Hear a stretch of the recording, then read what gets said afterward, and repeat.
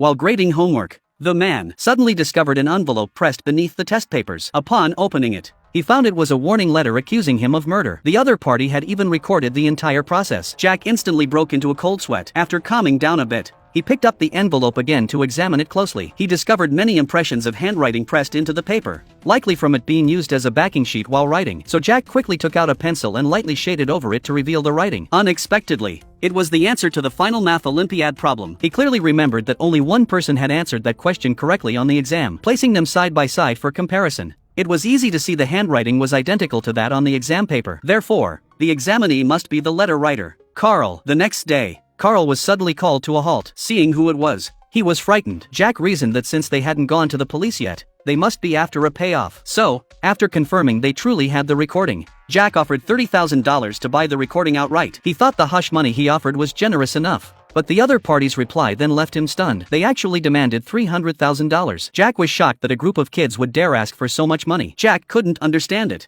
and he didn't dare to ask. The best course now was to wait and see. So first, he stated clearly that he was not a rich man. $300,000 was very difficult for him to get. It would be best to lower the price a bit. If they reconsidered, they could call him. After leaving his phone number, Jack turned and walked away. Watching his calm and composed expression, a sense of foreboding quietly rose in Carl's heart. Because in Carl's view, once the other person took the camera, there would be no more evidence to prove he had killed anyone. This meant the deaths of those two innocent old people would be in vain. John argued that the old man could not be saved anymore, but with the money, they could save Anna's brother. In truth, John wanted the money not for himself, but to save Anna's younger brother who had leukemia. After careful thought, Carl felt what he said made sense, so he didn't try to stop them further, agreeing to deal with Jack together. Because the minimum surgery cost was $300,000, they couldn't lower the price by a single cent. Upon hearing this reply, Jack's expression instantly turned fierce, but he still agreed, and scheduled the transaction for 2 p.m. the next day at his house. The moment the call ended, Jack silently picked up a fruit knife. It was clear that he had already made up his mind to kill.